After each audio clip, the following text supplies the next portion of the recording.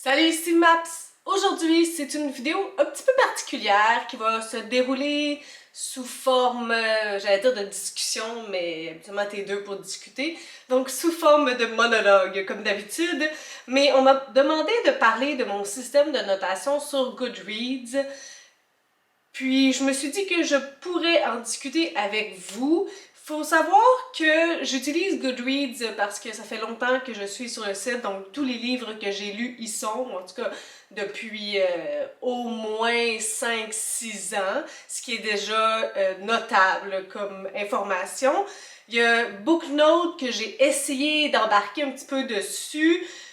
J'ai moins aimé, je sais pas pourquoi, le système de notation de Booknote est beaucoup plus complexe que celui de Goodreads, qui peut être un avantage pour certaines personnes, mais pas tant pour moi. J'ai déjà de la difficulté avec un système de notation à 5 étoiles. Lorsque plusieurs critères sont énumérés, puis il faut les voter de 1 à 10, ça rajoute vraiment beaucoup de difficultés pour moi. Donc, j'utilise pas le système de notation. Ce que j'aime par contre de Booknote, c'est qu'on pouvait mettre des vidéos. J'ai regardé comme super récemment, puis j'en vois plus. Si on enlevait ça, je vous jure, je ne vois plus aucun intérêt à Booknote. Ah. Puis, il y a Babelio que j'avais créé un compte il y a quelques années, puis j'étais comme pas vraiment allée. Là, Babelio offre la possibilité de mettre notre lien vers notre vidéo.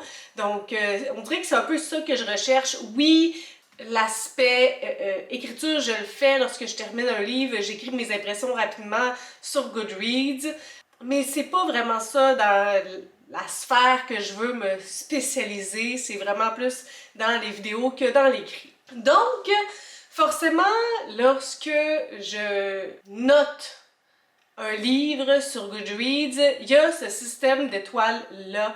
Je me suis posé beaucoup de questions si je répondais juste pas, si j'en mettais aucune. Mais comme c'est fait en sorte qu'il y a le nombre d'étoiles, lorsque j'en mets aucune, ça met que j'en ai mis aucune, puis j'ai comme l'impression que les personnes vont penser que j'en ai mis aucune, que c'est 0 sur 5, alors que c'était pas nécessairement ça l'enjeu que je voulais soulever. C'est juste que je trouve ça réducteur de mettre ça sur un certain nombre d'étoiles. Mais allons-y quand même, dive in dans cette information-là, parce que malgré tout, malgré que je suis pas super confortable avec ce système-là, je l'utilise quand même à chaque livre, ou presque, dans le sens qu'il y a quelques livres qui n'ont pas de notation, mais c'est très rare. Puis je vais vous expliquer de manière générale qu'est-ce qui fait en sorte qu'un livre a 1 étoile, 2 étoiles, 3 étoiles, 4 étoiles ou 5 étoiles. C'est sûr que, étant une personne qui note mes livres avec l'émotion, il y a des notes qui peuvent être portées à changer dans le temps, mais ça, on y reviendra. Par contre, je ne fais pas l'exercice de les changer. T'sais, si j'ai lu un livre et j'ai cette impression-là, en le terminant, je donne cette note-là, puis des années plus tard, j'ai goût de modifier la note. Je ne le fais pas. Je pourrais peut-être, mais ça dénote quand même à quel point j'y porte pas tant d'attention. En fait, parlons du processus au complet, ça va peut-être vous permettre de comprendre mon cheminement. Moi, c'est pas facile de me comprendre, même moi, j'y arrive très peu souvent. Lorsque je lis un livre, je ne prends pas des notes de facto. En fait, je prends des notes lorsqu'il y a des éléments qui m'interpellent, puis je vais les écrire dans mon Trello, qui est le programme que j'utilise pour organiser mes lectures, parce que je peux bouger les onglets facilement. En tout cas, c'est un système comme un autre, mais j'en ai beaucoup de systèmes. J'ai Trello que j'utilise, j'ai mon agenda même aussi qui me permet de voir sur une semaine qu'est-ce que je vais publier, puis je peux mettre des vidéos dans les semaines plus loin. Puis là, j'ai commencé à avoir un bullet journal qui est pas un bullet journal sur mon chum, qui est juste un journal parce que je fais pas vraiment de dessin. Ah! Mais disons que de manière majoritaire, j'utilise Trello, j'utilise Google Sheets, Google Excel aussi que je mets comme les lectures que je veux faire par la suite. Je place mes livres en ordre. Lui, dans le fond, c'est le prochain que je veux lire, puis je les place vers la suite. Donc, il y a plusieurs systèmes qui me permettent de m'organiser, ou que j'essaie de m'organiser grâce à ces systèmes. Ça semble quand même bien aller, tu sais. Ah oui, donc lorsque je lis un livre, je ne m'assois pas avec un cahier de notes de manière naturelle. Je me laisse portée par le livre, puis les éléments qui vont me parler, qui vont me soulever des questionnements, qui vont me rendre heureuse, qui vont me faire grincer des dents. C'est plus lorsque ces moments-là ponctuels vont arriver que je vais prendre le temps de m'écrire des petites notes.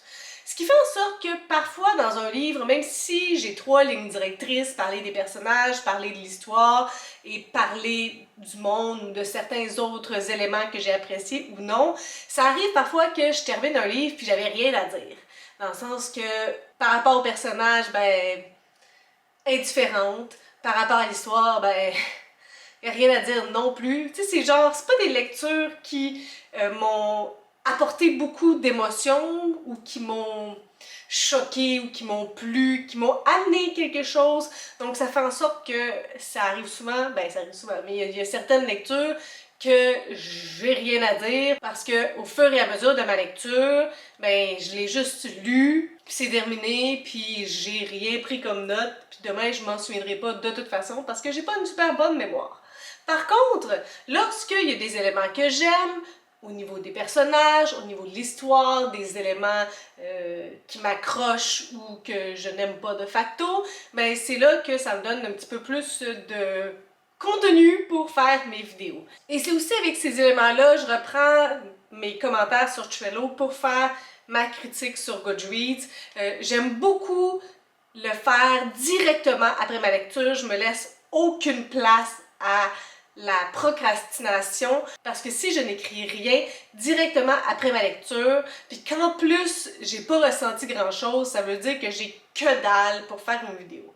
Mais je trouve que comme première émotion, ce que j'écris sur Goodreads, j'aime bien le garder comme ça. Puis par la suite, ben c'est sûr que ça cogite un petit peu dans ma tête comment je pourrais dire tel élément, parler de tel personnage, puis réfléchir un petit peu plus en profondeur sur les éléments que je vais apporter dans ma vidéo. Alors, ce qui fait en sorte que je donne une étoile, ça c'est clair et net. Si durant ma lecture, à un point, ben peut-être plus que un, mais si à un moment dans ma lecture, je me suis dit que c'est que je suis en train de lire, j'ai zéro intérêt pour ce livre-là, j'ai juste le goût de le DNF, ce qui veut dire de le laisser tomber, de ne plus le lire, de le fermer et de ne pas le terminer, ben ça va dans une étoile. Si j'ai envie de le lire en diagonale, si je le finis de peine et de misère et je retire pas grand-chose de bon de ça, ben ça, c'est une étoile pour moi. Une étoile, ça veut vraiment dire un gros warning personnel. Ça veut rien dire par rapport aux autres personnes. Ça veut pas dire que vous allez pas aimer le livre, ça veut pas dire que vous allez pas triper. C'est juste personnellement, pour moi, il y a eu beaucoup d'éléments qui ont fait en sorte que je me suis désintéressée de cette lecture-là et que j'avais pas le goût de le terminer, que j'ai trouvé ça pénible et que ça vaut pour moi une étoile. Le 2 étoiles, c'est un peu mieux, forcément. Le 2 étoiles, c'est que j'ai trouvé qu'il y a beaucoup d'éléments qui étaient problématiques ou qui m'ont dérangé personnellement. Donc, si on regarde 2 sur 5, ça veut dire que ça passe pas tout à fait la moyenne. C'est en deçà de ce que je trouve acceptable. Il y a vraiment trop d'éléments qui, selon moi, auraient pu être améliorés ou auraient pu être faits différemment, ce qui fait en sorte que mon appréciation est plutôt négative que positive. 1 et 2 étoiles, ce que vous en comprenez, ben c'est pas des lectures que j'ai appréciées. Je ne mets même pas l'étampe correcte sur ces livres-là. C'est des livres que j'ai été déçue. Puis, je vous le rappelle encore une fois, c'est super subjectif. J'essaie de pas trop me laisser aller dans le fait qu'il y a des éléments que personnellement j'aime moins, mais d'un autre côté, c'est ma notation à moi, c'est pas une notation universelle d'un livre, j'ai pas besoin d'être objectif, de toute façon, qui est objectif? Donc, c'est juste vraiment personnellement, ce livre-là ne plaît pas à Maps. Point. On arrive aux 3 étoiles. Aux 3 étoiles, pour moi, c'est correct. C'est un livre qui est bon, que je pourrais recommander, dépendamment des intérêts de diverses personnes. Lorsque je mets un 3 étoiles, c'est que j'ai apprécié ma lecture, mais un peu sans plus. C'est pas nécessairement négatif, 3 étoiles, mais qu'il aurait fallu en avoir plus pour être un wow pour moi, mais d'un autre côté, c'est quand même pas parti dans les appréciations négatives. C'est un 3 étoiles. Un, 60%. C'est correct. Bon, vous me direz qu'à l'école, 60%, c'est pas tant correct, mais c'est ça que c'est pareil. Là, on s'en va dans la haute sphère de la notation, ce qui veut dire les 4 et les 5 étoiles. Pour moi, ces deux notations-là sont probablement les plus complexes à démystifier parce que 4 étoiles, pour moi, c'est vraiment une très bonne lecture. Indéniablement, une très bonne lecture. Et je conserve le 5 étoiles pour les coups de cœur. Sauf que, comme je suis une lectrice d'émotions, une lectrice de mood, de comment je me sens à court, moyen, long terme, il est souvent possible qu'un livre, sur le moment, je fasse comme « Wow! Ok, j'ai aimé ça, je mets 4 étoiles. » Et au fur et à mesure que le temps passe, j'oublie pas ce livre-là, il me reste en tête, il y a des éléments qui sont encore présents dans ma vie, j'en parle aux gens, puis je me rends compte « Hey! Ce livre-là, finalement, là, c'est un coup de cœur. » Donc, par exemple, si vous regardez ma vidéo de fin d'année de 2019, il y avait beaucoup de livres qui étaient mes top 9 lectures de 2019 qui se sont retrouvés là et qui étaient seulement sur Goodreads des 4 étoiles. Parce que, qu'est-ce que ça veut dire? C'est qu'au fur et à mesure que le temps a avancé, ces lectures-là ont pris une plus grande place dans ma tête et dans mon cœur que je pensais préalablement. Et donc, ça en est devenu des coups de cœur. C'est pour ça que je vous dis que c'est comme très fragile entre le 4 et le 5 étoiles parce que il en prend pas beaucoup nécessairement. Ça peut être une histoire de temps, ça peut être une histoire de plein de choses, mais pour moi, 4 ou 5 étoiles, c'est vraiment top. Et l'inverse aussi, il est possible. Parfois, je termine un livre, puis la fin, c'est ce qui me reste en dernier, la fin. Donc, la fin, elle est incroyable, puis je ferme ça, puis je fais comme « Wow! » Tu sais, je capote 5 étoiles, oh my god, c'était bon, tout le monde devrait lire ça, blablabla, blablabla. Puis là, une couple de semaines plus tard, ben, je l'ai comme oublié, toute cette émotion-là s'est estompée, donc je me rends compte que, ouais, c'était une bonne lecture, mais pas de là à être un coup de cœur. Donc ça, c'est en gros ma notation pour les livres sur Goodreads, parce que c'est la seule place que j'utilise pour vraiment noter les livres. Par contre, je trouve ça quand même plus important de vous mentionner que je porte plus d'attention, que je porte plus d'intérêt pour mes vidéos, pour ce que j'en dis, que pour ce que j'en écris et ce que j'en note. Tu sais, la notation sur Goodreads, je vais mettre la note lorsque le livre va être fini, puis je vais passer à autre chose, j'y retournerai jamais.